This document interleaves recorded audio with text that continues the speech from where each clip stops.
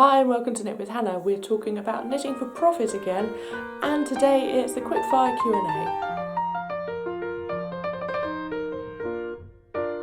Hi and welcome to Knit with Hannah. I'm Hannah. I'm here with Knitting Natter to help you learn to knit the easy way. We're talking profitable knitting again this week, and I have got quick fire questions for you. I've got answers for you as well. What I will just say is that the link is in the description for you if you'd like to sign up for the workshop. I've got a workshop this Thursday afternoon.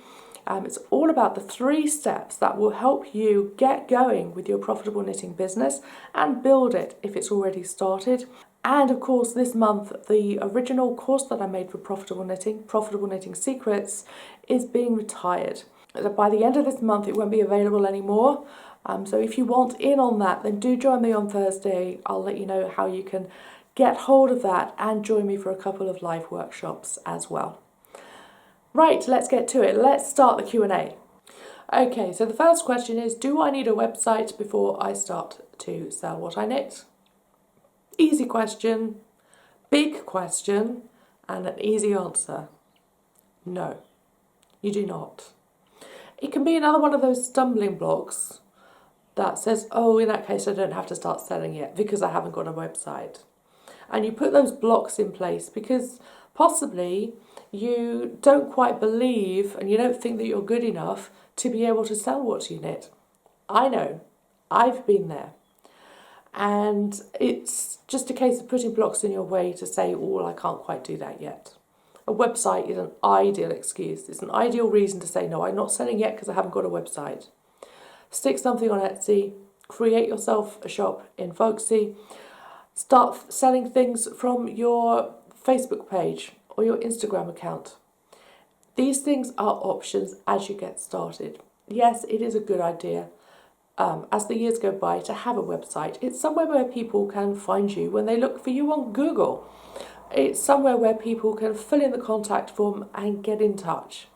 It's also all your information, your values page, why you are a knitter, how you became a knitter. You may even want to start a blog. But to start with, you do not need all of that. Start knitting, start selling, make a profit, and as soon as you have that profit, you can reinvest. You can pay yourself some of it, but you can also reinvest in creating that website, in buying the domain name. So it's part of the game, it's part of what it is to run a business in this day and age, but it does not have to be there before you start selling. Okay, so the next one, you could actually go and have a look in my knitting course and find out a really long answer for this. But how do I choose the yarn that I'm knitting with? So do go and have a look at Profitable Knitting Secrets. It's being retired this month, so it won't be there anymore. I'm rewriting some of the lessons, it's going to be revamped, and the original part of Profitable Knitting Secrets just isn't going to be there. So the link is in below if you'd like to see that. But let's answer this question in a quick fire way. First of all, how about you choose the yarns that you love knitting with? If you're a knitter and you feel that you're good enough to start knitting to sell, then use those yarns that you've grown to love, that you feel comfortable knitting with. Also, take a look at yarns that have good reviews over the internet. It's so easy to go on forums and find out whether people have been using a yarn and wearing a yarn for years. Like, oh, I'll never knit with anything else ever again. This one wears so well. I've had this jumper that I've knitted with it for at least 10 years now. I'm so happy. I don't think I'll ever suggest knitting a jumper with anything else. That's the kind of thing you want to hear. So yeah, just go and have a look, see what you can find from other people's recommendations as well. And also be aware, I love using yarns that have stood the test of time. Designers, creators, yarn manufacturers have created yarns that you know and I know have been there for decades. They are still there, sat there on their list of yarns that you can buy from them. And to be honest, I don't know whether they will ever go away. So many colours, so many options, and they just keep bringing out new shades every year with new collections. So it's certainly something to think about too. If you want to be a limited edition designer, a limited edition seller, then you go away and find that limited edition yarn. You can say, this is only here for one season. I'm creating these patterns with this yarn, and that's only for this season. And that will mean that you can sell for a higher price too. But that will be your unique selling point. So just be aware of how you want to build your business. Do you want yarns that will stand the test of time so you can make your signature pieces for years and years to come? Do you want to be someone who makes your signature pieces but differently every year with different yarn? Maybe you work with a spinner and a dyer who will make the yarn for you. Or you know that you are more than willing to make new patterns every year and have limited edition collections, and that's how you become the knitter that everybody knows and loves. So your unique selling point will stand you apart from others. And this leads us on to the next question. How do I stand out and be noticed in such a crowded market? Okay, now if you watched me a couple of weeks ago, we were talking about niching, and guess what? I was saying last week as well, there is room for everybody. Not everyone in the world could come to you for a hat, a hand-knitted hat, because you wouldn't have the time in the day to knit everyone in the world a knitted hat. Everyone in the world who wanted a knitted hat couldn't come to you either. Whether they wanted one or not, they couldn't come to you. So guess what? There is more than enough room in the market. And you have to define your brand. See that you are unique. Because you are unique. You are that single person who has the different parts of knitting experience all brought together. I bet there's no other person in the world who have knitted all the single knitting patterns, used all the single yarns that you have, and therefore has your unique experience as a knitter. Just think about that. You're the secret keeper. If you think about Harry Potter, if you know Harry Potter at all, you will know that Dumbledore is the secret keeper. He's the only person who can tell everybody where that secret home is on Grimmauld Place. And it's only if he tells you where it is that you can actually see it and go into that house. But he holds that secret. You hold the secret to your brand. You are the secret keeper. If someone tried to copy your brand, they wouldn't have the same experience. They wouldn't knit in the same way. They wouldn't choose the same colours. And they would no way make the same pattern as you. You are unique. And it would be a very sad copy, because they wouldn't have used their strengths and abandoned their weaknesses and said, this is where I'm great. This is where I am more than good enough. This is where I'm going to focus my knitting. That's what you've done. That's how you've created your brand. And that is how you stand out in the marketplace, because you are a unique knitter. You are the secret keeper to your brand, and no one else can copy that. That's how you stand out in the marketplace. That's how every other brand in the world stands out in the marketplace, because every single brand is unique. Okay, the next question we did touch on a bit in the niching video a couple of weeks ago, so if you want even more about that, then do go and have a look at that. And that is, does my brand only have to include knitted items?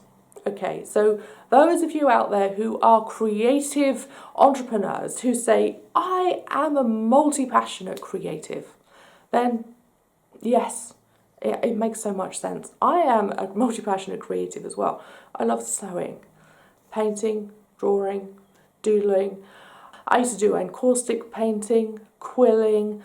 So many different things have entered my life and scope as a designer. If you gave me some chalk pastels and a really nice piece of white cartridge paper, I could do something that you'd want to put in a frame. But I don't feel at the moment that that is actually my passion. My long-term passion all the way through my life has been knitting, so that's why I picked out knitting and said, this is how I'm going to start my brand. This is how I'm going to start my brand online in the internet world. So how have I brought my other creative pursuits into this business? I decided a few years ago that I loved editing videos. I started creating videos for a yoga community, and I was in the forum. The leader of the forum and the owner of the business said, does anybody want to start creating videos for us to lead our weekly challenges? And I said, oh yeah, I know all of these yoga videos so well, I'd love to pick them out for the week and give them a theme. So I did that, and I thought, as soon as I did that and I started filming these videos on my iPad, I loved editing. So guess what? That has become part of my business now. I love the editing process. So while you can't see it, it is part of the creative entrepreneurship that builds my business and makes it my own. The other thing I've brought in is bookbinding. I've got notebooks in the shop all about knitting, and I've designed them. That's graphic design too. I've designed them, I've brought the colours together. I've used my knitting experience to actually bring the parts of the notebook together, so it helps you plan, track and review what you've been knitting. And also I've used some of my bookbinding skills to create the notebooks actually in shop. I'm the one who makes them whenever you want a notebook. So I've brought them together. You wouldn't probably realise it, but it all makes sense. So that's what I'm asking you to do. If you look at your knitting and you say, I want to do some sewing as well, how can you make it make sense? How will that same consumer say, oh, that makes sense, of course. Perhaps you are someone who knits baby blankets and you want to sew some sun hats as something that you would sell in the summer, but you would make them for babies and you would make them for pregnant mums. Perhaps you would knit some baby grows and you would sew some as well. So all of those things would come together. And guess what? You could crochet too. If you want to go that far, I mean, you are splitting your focus a bit much by this time already. Perhaps you absolutely love drawing animals and cute mermaids and all sorts of things that would look absolutely adorable framed as pictures on the nursery room wall. So all of those things come together. It's a little shop creating that ambiance, creating that lifestyle for that one consumer.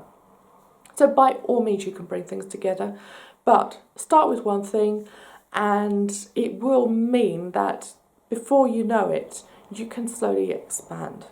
Start with one thing, start with where you are the very real expert. If you're looking at these videos, then you're the expert at knitting.